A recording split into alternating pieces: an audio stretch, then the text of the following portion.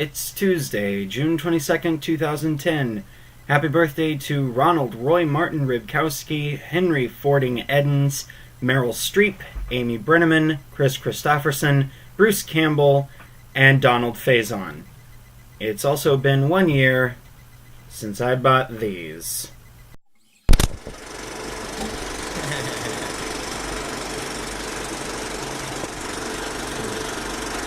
Good day, horsemen. Today I'd like to tell you a story. A story about a plague on our nation and something that personally scares the hell out of me. I'll give you a hint. They're yellow and black and can be found all across this country. They're not bees. They're not yellow jackets or hornets or wasps. They're school buses. I don't hate school buses for the same reasons most people do.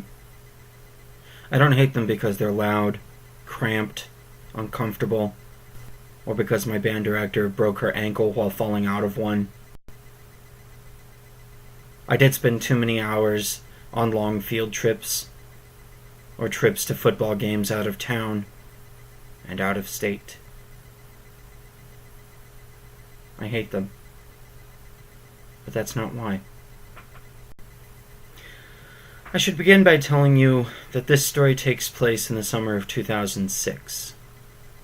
It was the summer after my freshman year of college, and I was back home in Oklahoma, working at my church as a janitor for the summer. I needed something to do in the evenings. I read in the paper about a community theater group 45 minutes to the west. They were putting on The Boys Next Door, and they were having an audition one Sunday afternoon. I thought that working at a different theater, apart from school, apart from my community theater at home, would look good on a resume and be a good experience. And it was. I had a great time rehearsing and performing with all of those new people that I met in Sayre. It was a good time. I was on my way to rehearsal one night. I was just getting on the interstate after having grabbed a bite to eat when I noticed a group of school buses coming from the east. They looked brand new, and I assumed that they were probably on their way to a new school district somewhere. They said on the side if they said anything at all, but I believe for some reason that they were heading to Arizona. Shortly after I got onto the highway, one of them pulled around in front of me. The others got close behind. Before I knew it, a third school bus had pulled up beside me in the left lane. I was trapped between three school buses. I had nowhere to go, and I was scared. The school bus to my left would occasionally drop back and give me hope that I could get out and get away from them.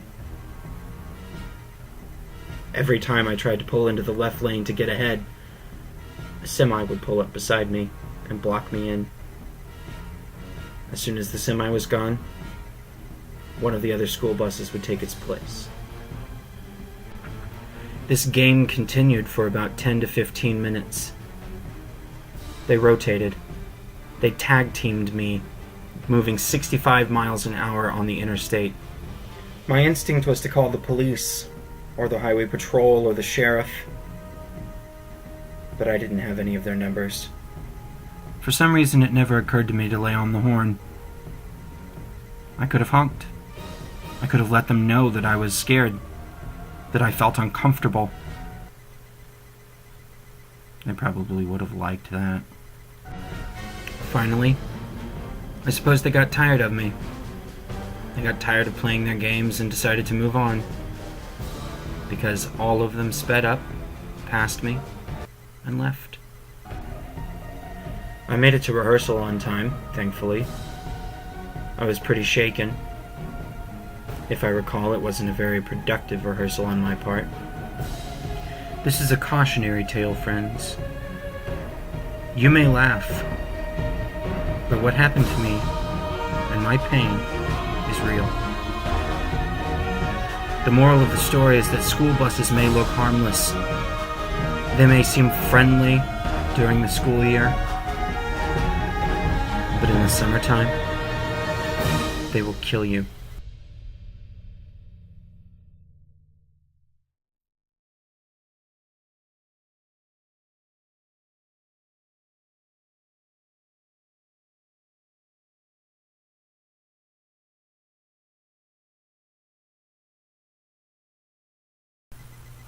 So, Ronnie, what do you want for your birthday? I need a new bike. Probably a mountain bike. Yeah. Kind of hungry. Maybe some McDonald's. You work there. You could get that for me, right? Totally. Sweet. So some McDonald's. Okay. Actually, I do want one thing. What's that? I want Arthur to strip. Especially on his next video. Arthur, strip for me. My pain is real.